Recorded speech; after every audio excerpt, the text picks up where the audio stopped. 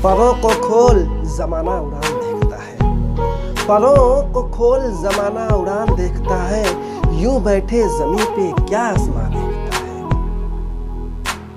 मिला है हुस्न तो उस हुस्न की हिफाजत कर, अरे चल जरा संभल कर, तुझे सारा जहां देखता है। हेलो फ्रेंड्स, मैं जूनियर खान और आप लोगों का जूनियर खान जीएस में स्वागत है। अपने YouTube channel junior Khan GS में स्वागत है। दोस्तों, आज का टॉपिक मुगल वंश। वो मुगल वंश जो लगभग भारत पर कई वर्षों तक शासन किया और जिसने हमारे भारत को लगभग बहुत कुछ दिया भी, और बहुत महान महान शासक भी आए मुगल वंश में, उन्होंने हमारे भारत को कुछ दिया भी।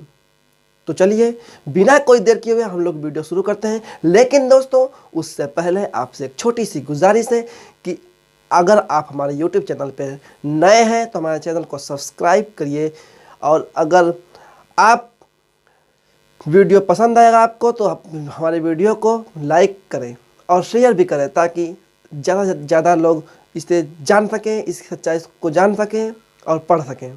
तो चलिए वीडियो को शुरू करते हैं। बात यूँ कुछ शुरू होती है मोहम्मद जहीरुद्दीन मोहम्मद बाबर से।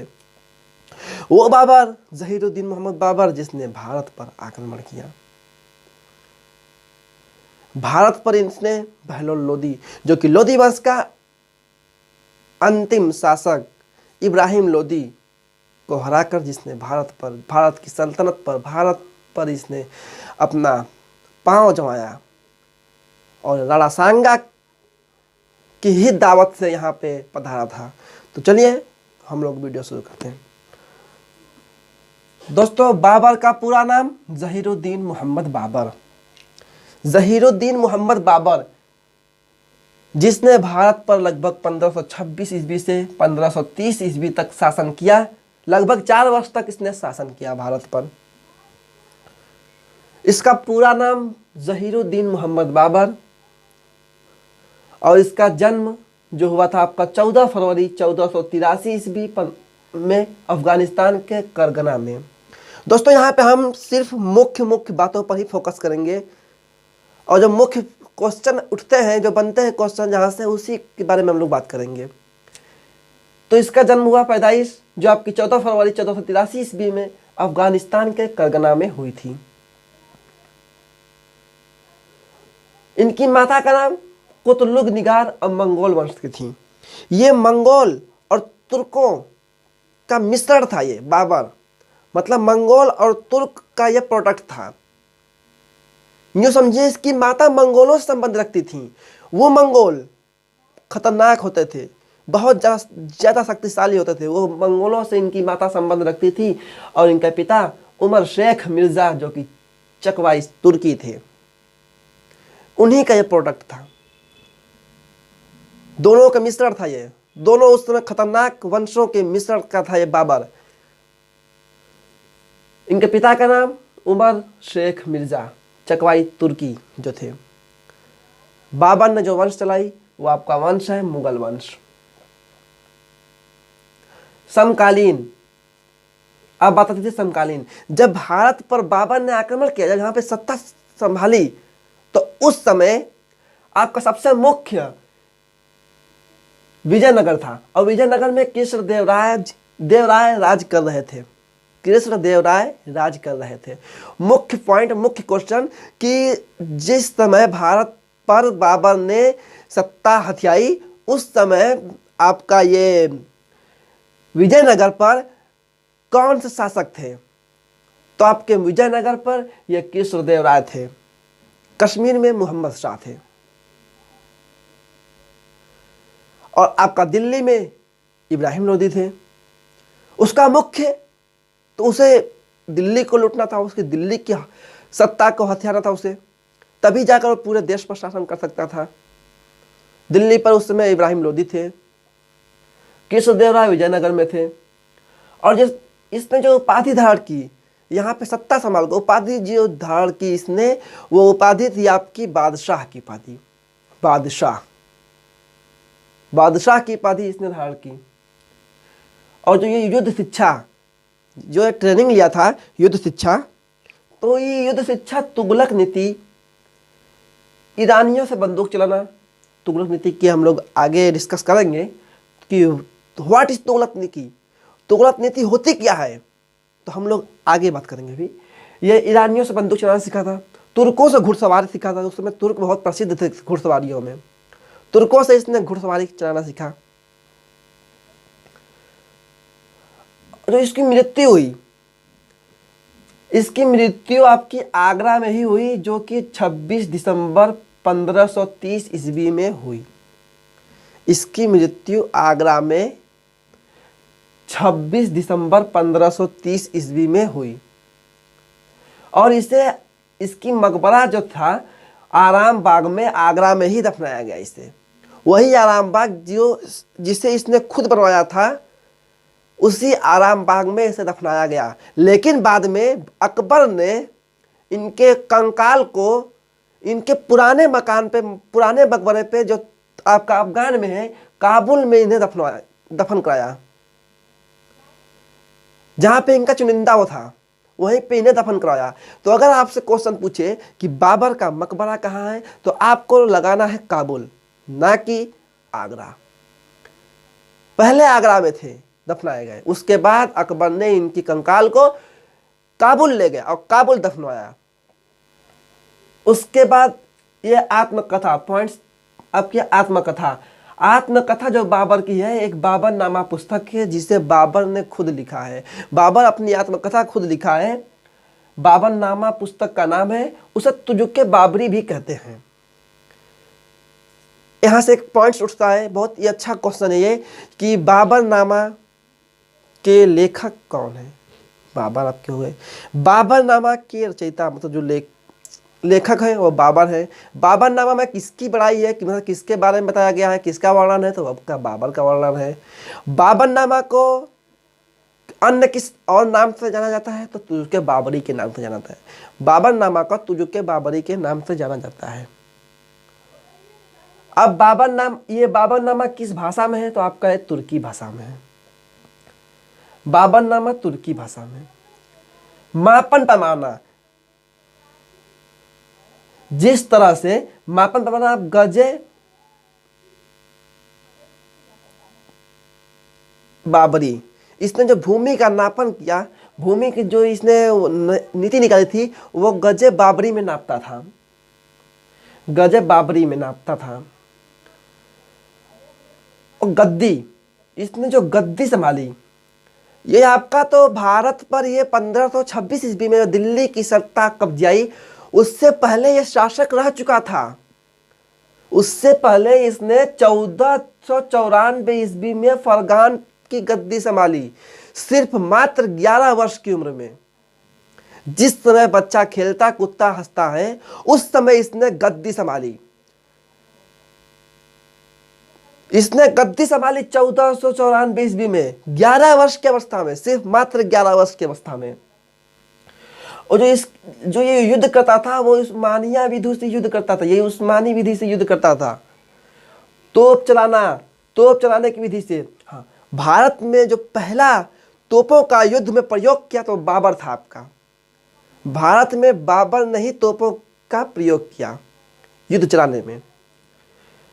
और इसके सेना में 2 तोप चलाने वाले बहुत ही प्रशिक्षित लोग थे। वो आपसे क्वेश्चन पूछ सकता है कि वो 2 लोग कौन थे, तो एक आपके थे मुश्ताक अली कुली और दूसरे मुस्तफ़ा थे। ये दोनों लोग सिर्फ तोप चलाने में माहिर थे। तो चलिए हम आपको बताते हैं कि ये युद्ध कैसे करता था। देखिए इसकी युद्ध की नीति। यहां पर ये बहुत एक गड्ढा खनता था, एक गड्ढा खोदता था और इस गड्ढे को ढक देता था। इस गड्ढे को इस पर कवर कर देता था कि ताकि अगले को पता न हो कि यहाँ पे गड्ढा है। अब यहाँ पे ये इसकी सेना है, 1 2 3, ये ऐसे। ये अपना सेना लगाने का स्टाइल इसका यह था। मतलब जो आगे होते थे वे सबसे नौजवान होते थे, नौजवान लोग होते थे। जो बीच में होते थे वे अधेड़ होते थे, और जो सबसे पीछे होते थे 4-5 तरीके से अपने सेना की जो सज्जा करता था, उसको सजाता था बहुत ही अच्छे ढंग से और बहुत ही कूटनीति से अपनी सेना को ये सजाता था। ये देखिए, सबसे आगे नौजवान, फिर बीच में अधेड़ों को, और उसके बाद बूढ़े बुजुर्गों को रखता था ये। और ये आगे आगे ये अपना तोप लगाता था। तोप यहाँ पर आपको बता दिए हम कि तोप चलाने वाला 2 प्रशिक्षित लोग, जो तोप बहुत अच्छे से चलाते थे, वे थे मुश्ताक अली कुली और मुस्तफ़ा। देखिए अब क्या होता था कि यहाँ से जब सेना आती थी दूसरे अन्य वालों की, तो आधी सेना जब भागते हुए इधर आती थी तो वो लगभग 50% इस गड्ढे में गिर कर मौत होता था उन्हें। अब जो बचे कुछ, उसे ये तोप दागता था और तोप ताड़ जाकर लगता था, तो कुछ 25% ऐसे चले गए। जबकि इसके पास बहुत कम सेना थी, मात्र 15,000 की सेना थी, लेकिन बहुत प्रशिक्षित सेना थी इसकी कुछ स्टाइल ही अलग चेंज थी, ये स्मार्ट तरीके से कुछ वर्क करता था। तो ये क्या कि ये यहाँ से तोपों से 25% को गिरा जाता था। उसके बाद जब बचे कुछ ही सेना होती थी तो उन्हें इस साइड से और इस साइड से जाकर जहाँ पे निशान लगाते थे सब कि यहाँ पे गड्ढा है, और इधर से जाकर ये पूरी सेना को और विरोधी सेना को घेर लेते थे। अब घेरने के बाद क्या, जब घेर लिए तो ये पूरी सेना घिर गई। अब तो इनका हार तय है, इनकी हार निश्चित है। तो जो इस विधि को कहते हैं, ये विधि आपकी हुई ये उस्मानिया विधि। ये जो तोप लगाने की विधि है, ये आपकी उस्मानिया विधि हुई। और जो नीति है, ये नीति आपकी तुगलक नीति है, जो हमने बताया आपको कि इसका आगे हम चर्चा करेंगे, वही यही तुगलक नीति। जो नीति अपनाता था इसे तुगलक नीति बोलते हैं। और जो ये विधि है तोप लगाने की, इसे हम लोग कहते हैं उस्मानिया विधि। तोप लगाने की विधि को उस्मानिया विधि बोलते हैं। तो अब तो आपको क्लियर हो चुका होगा कि उस्मानिया विधि और ये आपका तुगलक नीति क्या है। तो चलिए इसके कुछ अब मुख्य युद्ध के बारे में हम लोग थोड़ा जानें। ये आपका हमारी प्यारी सी भारत है।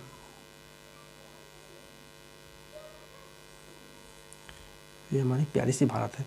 मैं तो आपको पहले ही बता चुका हूं कि जितने भी आक्रमणकारी आते थे वो सब खैबर दर्रे से आते थे। ये सब के सब खैबर दर्रे से आते थे। वैसे तो इसने भारत पर आक्रमण करना 1519 से ही शुरू कर दिया था। भारत पर आक्रमण करना इसने 1519 से ही शुरू कर दिया था, लेकिन ये आते आते उसे सफलता न मिल पाई। ये 1526 में से मुख्य सफलता मिली। तो ये यहाँ से जब खैबर दर्रे से आया, आक्रमण किया, तो इसके साथ एक मीर बाकी भी आया। वही मीर बाकी जिसने अयोध्या में मस्जिद बनवाई, बाबरी मस्जिद, जिसका नाम बाबरी मस्जिद, जिसका विवाद आज भी चल रहा था, लेकिन हमारी सुप्रीम कोर्ट ने हिंदू भाइयों के पक्ष में फैसला दिया। वही बाबरी मस्जिद मीर बाकी ने ही बनवाई थी, ना कि बाबर ने। सिर्फ बाबर का नाम था, इसका सेनापति था मीर बाकी। मीर बाकी ने बाबरी मस्जिद बनवाई। उनका हमारे हिंदू भाइयों का कहना था कि जो ये बाबरी मस्जिद है, ये बाबरी मस्जिद को मीर बाकी ने राम मंदिर को तोड़कर बनाया था। तो कोर्ट ने, हमारी जो सुप्रीम कोर्ट है, उसने हमारे हिंदू भाइयों के ही पक्ष में फैसला किया कि वहाँ पे राम मंदिर ही बनेगा, और कहीं दूर 5 एकड़ जमीन मस्जिद के लिए दे दिया। तो उस पर हम लोग को चर्चा नहीं करना है, बस हम लोग को इतना जानना है सिर्फ है कि बाबरी मस्जिद जो निर्माण किया था वो आपका बाबर नहीं, उसका सेनापति मीर बाकी था। मीर बाकी ने ही बाबरी मस्जिद बनवाई और उसने अपने सुल्तान के नाम पर उसका नाम बाबरी मस्जिद रखा। तो ये मीर, अब यहाँ से जब ये इसने बाबर, अब इसका मुख्य मकसद था आपका दिल्ली पर किसी तरह दिल्ली सल्तनत पर यह कब्जा कर ले। तो इसने दिल्ली सल्तनत पे युद्ध किया, जहां पे आपका अंतिम शासक था इब्राहिम लोदी। इब्राहिम लोदी से इसकी युद्ध हुई, अंतिम शासक से। जिससे हम लोग पानीपत का प्रथम युद्ध कहते हैं। चलिए पहले इसका मुख्य युद्ध हम लोग देख लेते हैं। यहाँ से जो इसका मुख्य युद्ध है वह एक ट्रिक से आप याद कर लीजिए। हम लोग उसको जानते हैं, ट्रिक बहुत पुराना ट्रिक है, लेकिन हम लोग आज हम फिर बताते हैं आपको ये ट्रिक क्या है। पानी पिया, खाना खाया, चल दिया, घर गया, मर गया। फिर से रिपीट करता हूँ। पानी पिया, खाना खाया, चल दिया, घर गया, मर गया। पानी पिया, खाना खाया, चल दिया, घर दिया, मर गया। ये ट्रिक आपका है। ये आपका शुरू होता है 1526 ईस्वी से। 1526। खाना खाया 1527, एक लाइन से। चल दिया 1528, घर गया 1529, मर गया 1530। देखिए अब पानीपत का प्रथम युद्ध इसने इब्राहिम लोदी और जो कि दिल्ली सल्तनत का लोदी वंश का अंतिम शासक था उसके विरुद्ध लड़ा इसने 1526 ईस्वी में। पानीपत का प्रथम युद्ध जिसमें इससे विजय प्राप्त हुई। उसके बाद आपका आता है खानवा का युद्ध, खाना खाया, खानवा का युद्ध। इसमें राणा सांगा और बाबर से युद्ध हुआ। तो ये आपके एक क्वेश्चन पूछता है कि बाबर ने सबसे पहले जो जिहाद शब्द का प्रयोग किया, जिहाद, वह किस युद्ध में किया था? तो जिहाद के शब्द का सबसे पहले प्रयोग बाबर ने और तोप चलाने का जो तोप खानी से किया वो आपका था ये राणा सांगा वाला खानवा का युद्ध में। राणा सांगा की सेना बाबर पर भारी पड़ रहा था, लेकिन बाबर बहुत कूटनीतिज्ञ था और वो उसकी सेना और वो बहुत बड़ा दिमाग वाला समझ लीजिए, बहुत बुद्धिमान थे सब। वो क्या काम किया, उसने जिहाद शब्द का प्रयोग कर दिया। जिहाद उसे कहते हैं जैसे कोई धर्म, मुस्लिम धर्म को उकसाना, मतलब अपने धर्म के पक्ष में उकसाना। उसे मोटिवेट किया, वो अपने सेना को मोटिवेट किया राणा सांगा के विरुद्ध, जिसमें राणा सांगा की हार हुई। उसके बाद चल दिया 1528 ईस्वी में इसने चंदेरी का युद्ध बाबर और मेदिनी के बीच हुआ। फिर 1529 में घर गया। इसके 4 प्रमुख युद्ध ये हैं। घर गया, घाघरा का युद्ध, यह अफगानों के युद्ध हुआ, जिसमें आपका एक यहाँ से घर गया से एक और बहुत अच्छा क्वेश्चन कि वो प्रथम युद्ध कौन है जिसमें जल और थल दोनों सेनाओं की प्रयोग हुई थी। जल और थल दोनों सेनाओं की प्रयोग हुई थी। तो आपका था घाघरा का युद्ध। घाघरा के युद्ध में ही प्रथम युद्ध ऐसा है जिसमें जल और थल दोनों सेनाओं की प्रयोग हुई थी। कुछ सेना जल से लड़ रही थी, कुछ सेना थल से लड़ रही थी। घाघरा का युद्ध 1529 ईस्वी में। और मर गया मतलब कि इसकी मृत्यु हो गई 1530 ईस्वी में। दोस्तों आज का टॉपिक होता है समाप्त। मुझे उम्मीद है कि आपको इस वीडियो से पूरी जानकारी, बाबर के बारे में पूरी जानकारी मिली होगी। अगर दोस्तों आपको वीडियो पसंद आया तो आप वीडियो को लाइक करें और इसे ज़्यादा से ज़्यादा शेयर करें ताकि अन्य कोई भी आपका भाई या कोई इसके बारे में, बाबर के बारे में अच्छे से डिटेल में जान समझ ले। तो चलिए दोस्तों, आपसे मुझे उम्मीद है कि ये वीडियो पसंद आया हो तो वीडियो को लाइक करना ना भूलें। चलिए तब तक के लिए गुड बाय।